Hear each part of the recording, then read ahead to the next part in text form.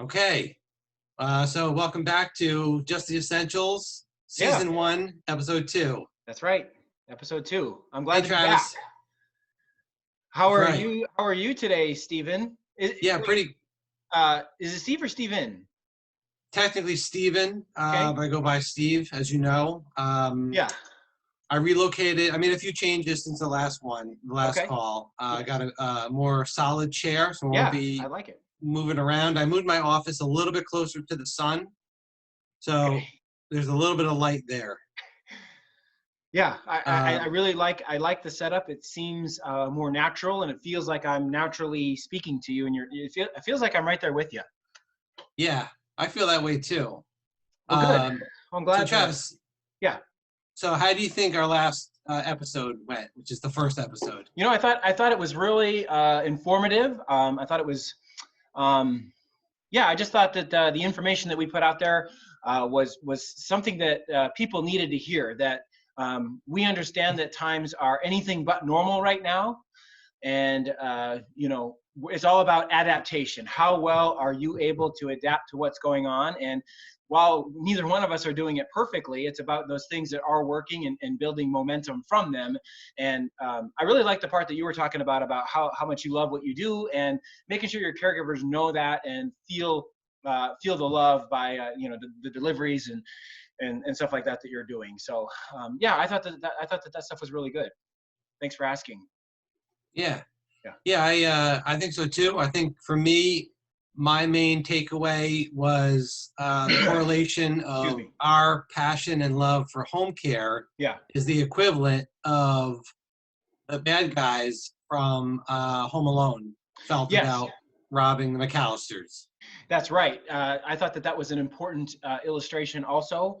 As we talked about at the end of that episode, they weren't concerned about the other houses were kind of okay, but they really were after the one house there specifically. It was the golden ticket. Speaking of golden tickets, have you ever seen Willy Wonka? And then the second part of that question is, do you like the cartoon version or the real version? Yeah, of course. I've never seen the cartoon version. I like the original with Gene Wilder. Did you see that? Not Well, let me do that again. That was my look of surprise. You haven't seen the cartoon version? of Willy Um, Wonka. yeah, like way back. I feel like it was like fifth grade. We were watching it on beanbags in my elementary school, and it's a bit trippy when I think about it now. But also, it was really, when you're in fifth grade, your view of the world. Like I remember thinking that there could really be grass that tasted like schnozberries taste like. The schnozberries taste like schnozberries. Isn't that what he says when he licks the wallpaper? Yeah, yeah, yeah.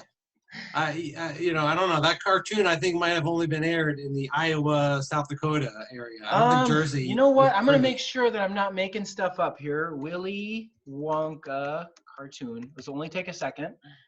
Um, yeah, okay. Willy Wonka and the Chocolate Factory. I see the cover. That's all I needed to see. There was definitely a Yeah, cartoon, and Gene Wilder did do a really good job, though. I felt like he nailed it. I feel like he was the guy for the job. yeah, yeah, yeah, absolutely. I haven't seen the new one with Johnny Depp I forgot about. So there's a couple of years three ago. Willy Wonkas. Wow, that's No, interesting. there's only one Willy Wonka. The others are knockoffs. Yeah, yeah.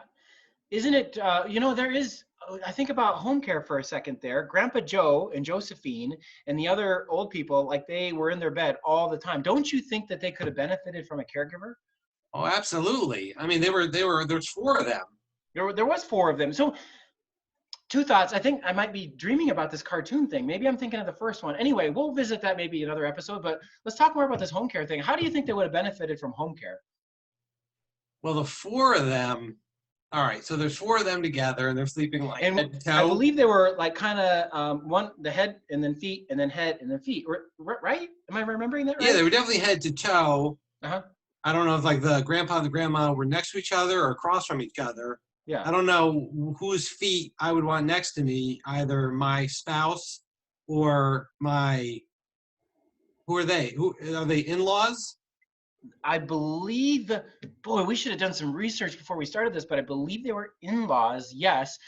think about that for just a second. Laying in a really large, apparently it was a really large bed. It was something we don't even know about, bigger than a king size bed, at the age of 85 to 90 with your wife and your, in-laws? Wow. My brain Yeah, stopped I don't. working. I can't even think about that. But Yeah. back to the home care piece of it. I think the family was probably burdened in that situation, and Hmm. the peace of mind that a caregiver could have brought there. For one thing, I think a couple of them couldn't get out of bed, so just giving them a sponge bath, giving them a bed bath, and making sure that they stay clean. Because bed sores, you know, the number one thing that I think of when I saw that movie, even back before I was destined for home care, apparently, was bed sores. You know, you can't lay in one position like that. So I think it'd be important to have somebody in to reposition from time to time. That'd be good. And peace of mind. Those are the two things I think of. Yeah, I agree definitely about moving around every 2 hours.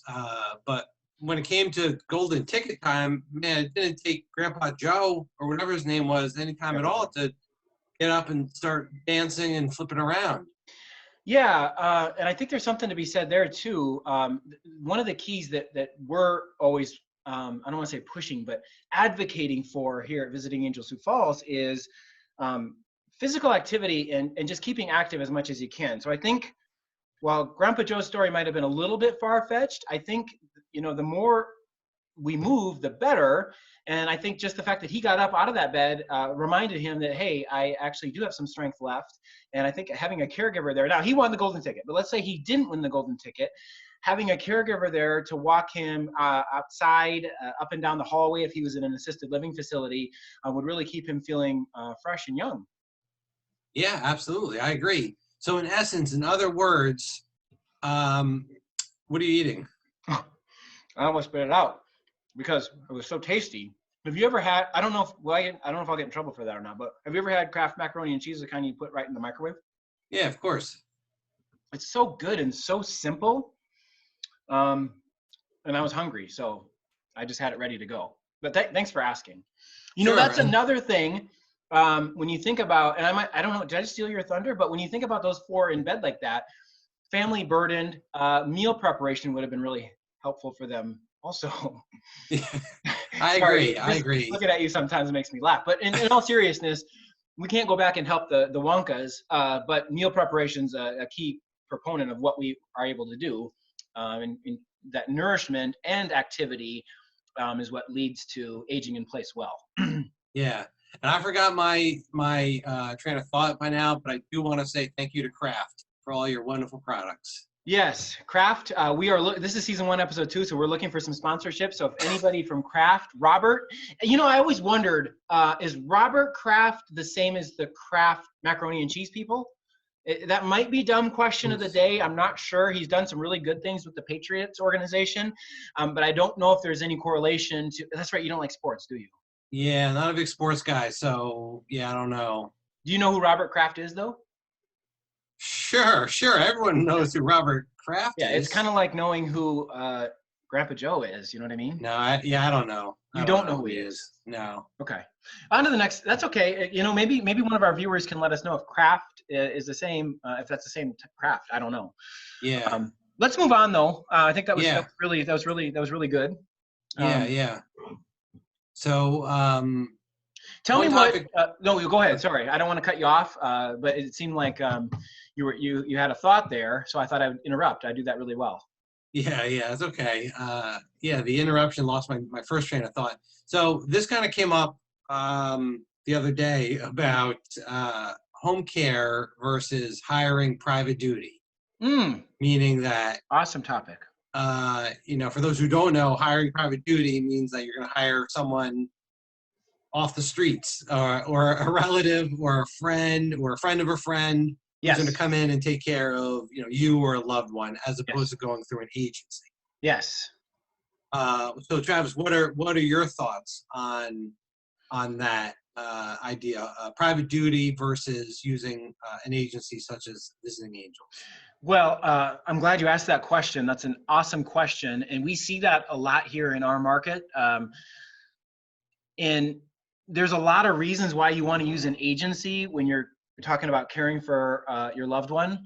And besides the fact that we have insurance, we're secured, we're bonded if something were to happen in the home, but you want that aide who has been properly trained, who has experience, and sometimes a family member, sometimes those that are closest to us are um, it's tough for me to say it appropriately because there are situations that we have seen be successful. But I think we want to exercise caution on hiring family members or having family members. So family members are already involved just to begin with, naturally. So we want somebody outside so they can have that respite that they need, kind of what we were talking about with Willy Wonka. Now you're specifically talking about hiring somebody off the street. I have a lot of concerns about that. For one thing, how do you know about their background? How do you know about their experience? Those are the couple things that come to my mind right away. Steve, what about you? Do you have anything to add to that? Yeah, I mean, you kind of, I don't know why you glazed over him so quickly about being, we're licensed, we're insured, we're bonded. I think those Sorry, are yeah, key. I did. And those are really, thank you. Thank you. That's Yeah. why I have you. I was going to do a one-man podcast till I realized that you're the guy with the info. So thank you. Thank you, Steve. Yeah, I'm not just a pretty face. Right. But what are you eating now? I forgot we're filming. I'm hungry, and when I'm hungry, I go to Jif. We're looking for sponsors, by the way. Natural peanut butter is the way to go. And I don't know if anybody's aware of it or not out there, but there are healthy fats, and Jif is naturally good for you. I love peanut butter. I had peanut butter as a late night snack last night, and then I had peanut butter with my breakfast this morning.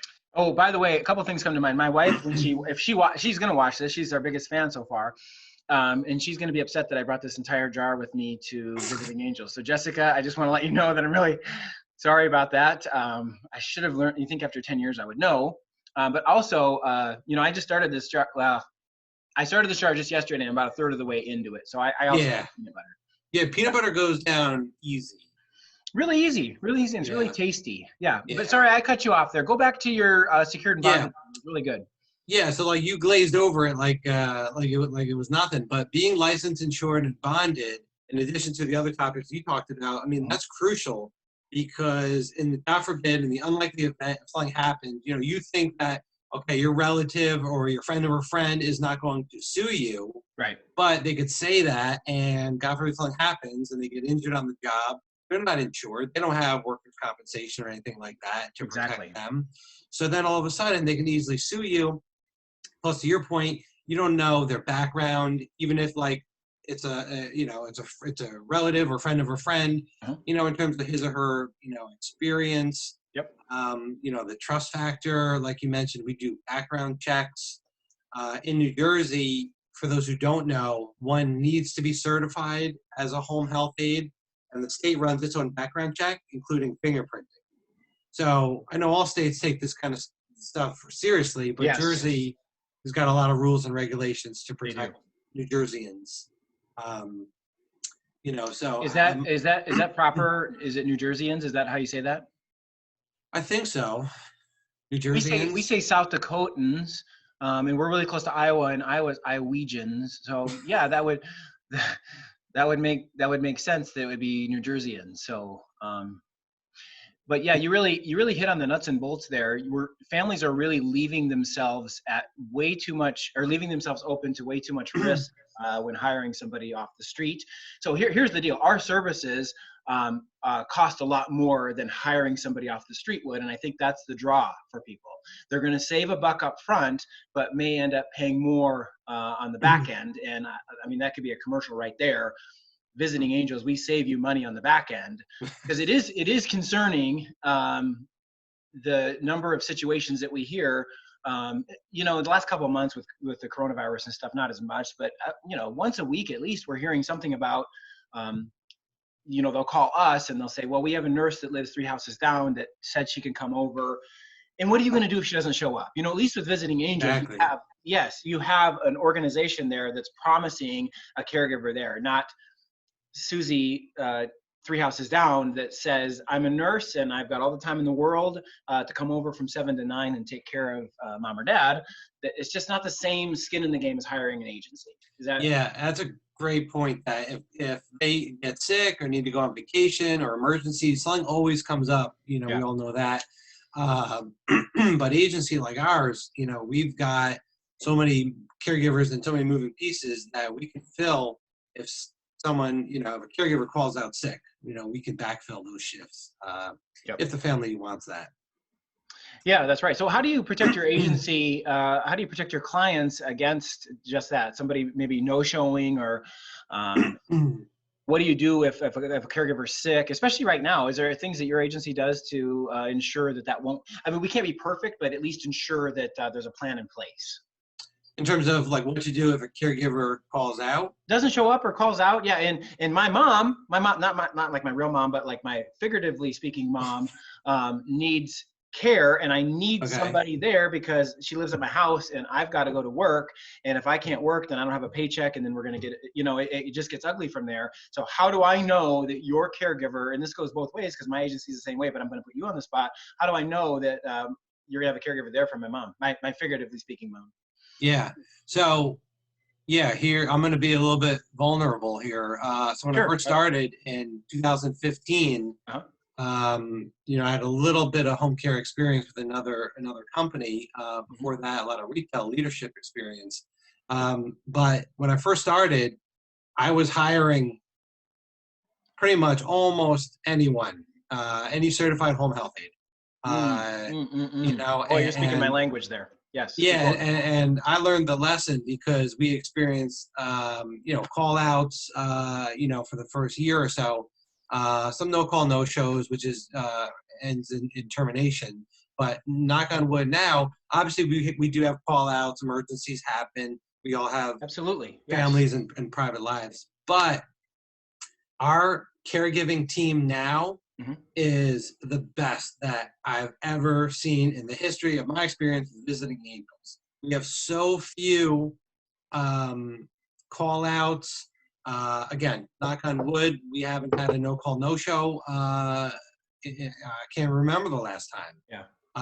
Because the end result of a no-call, no-show is termination, unless there's a serious, I can't think of a serious topic. I don't even want to say the words, but it would have to be pretty serious to kind of reconsider. Yeah, for sure. Well, I think that that's important that you bring that up, because I did the same thing when I first opened up the organization. If you have experience and you can start working and you passed a background check, then let's get going. Let's start this thing. But that led to a lot of difficulties in some of the sorry, I got distracted. Do you have that where you get distracted by it was actually a text message from you that was 45 minutes ago. Weird.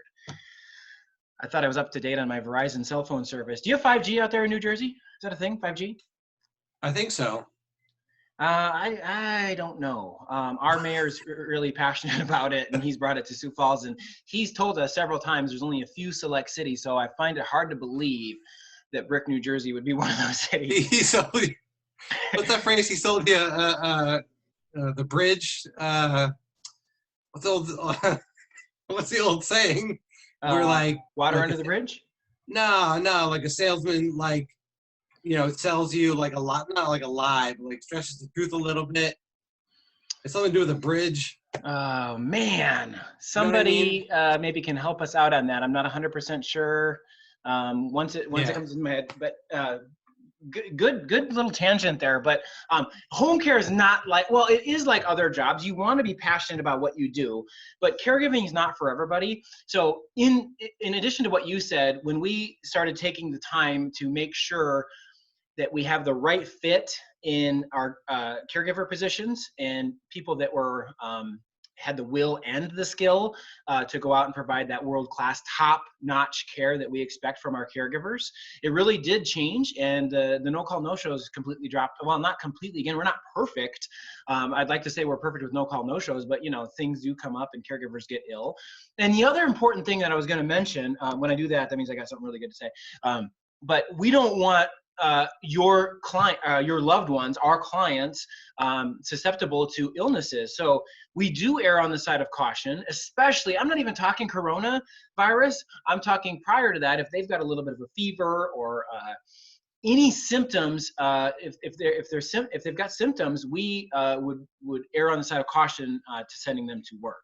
So we do ask for grace a lot of times when we're signing up our clients, and let them know that, hey, it's going to happen. Expect it. We've got a backup plan, and we'll have somebody there.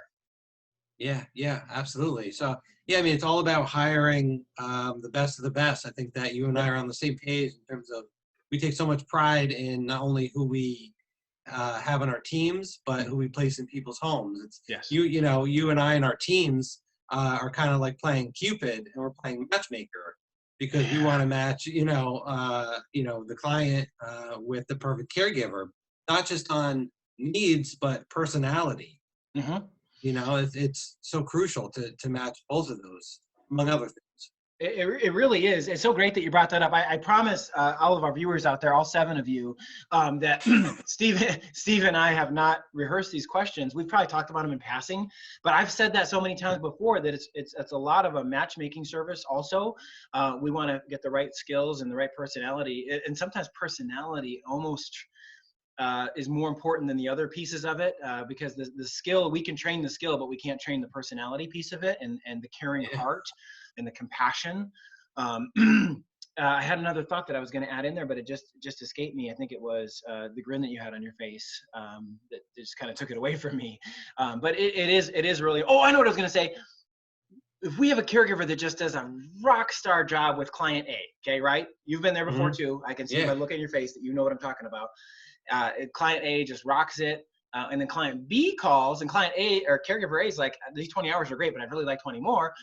Client B calls and says, we would like 20 hours, and it works well with the schedule. We're like, I've got just the person for you. How many times have you sent that person over there only for it not to be such a great fit? So I guess what I'm saying is I like to draw that out as much as I could, but it could have been much quicker.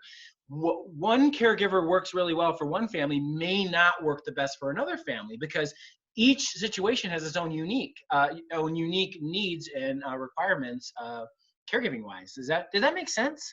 I feel like let's rewind it and do that. No, I feel like it was overdone, but hopefully the viewers know what I was trying to say. Yeah. No, I know what you mean. I don't want to, downplay it. I mean, it definitely has happened, but again, knock on wood that we've got, we're on a really good roll with that. Our process is probably similar to yours in terms of once we get a new client, it's you and I as the owners and the directors who are meeting the clients. During COVID times. Now we're having telephone calls. For sure. And then we have a conversation with our office team in terms of this potential client and their needs and their personality. So it's not like we get the data, we put into the computer, a spreadsheet, and it spits out names of who's available. I think what's really cool about our process is that we actually have a conversation about who we think is going to really be a good fit for this client or for your loved one, based on all of those contributing factors. Obviously, availability is going to be a big factor, but before we even get to that point, we talk about some potential names of caregivers and why we think they're going to be a good fit. So it's good process. It's more work. It's more work on the front end, but again, the rewards are on the other side, kind of like we were talking about earlier with saving money by hiring somebody off the street. Finding the right fit is definitely more difficult, and I know there's agencies out there in all parts of the country that are just sending a name over to a face and getting as many clients as we can, and we could do business that way too, but that would be wrong, and we would have a lot of unhappy clients, and quite frankly, the reward of the job would go away, because the real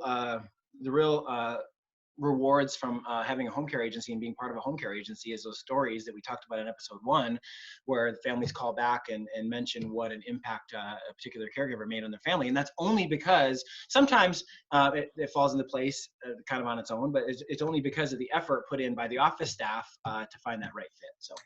And those are the best stories, man. I love, oh my gosh, like, I'm almost getting emotional. I think every episode we're gonna get emotional. Here we go again. Topic. Here we go again with Steve getting emotional. But you're absolutely right, though. It really is. Yeah. And even though we're lighthearted on this podcast, hopefully people can see the lighthearted nature of our both of us.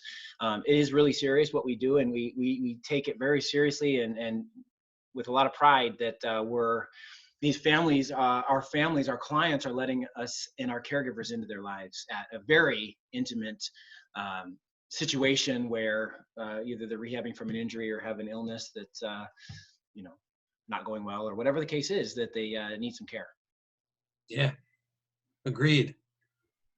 In an effort to keep this from being an hour and keeping people's attention, what do you want to leave our viewers with so they come back for episode 3?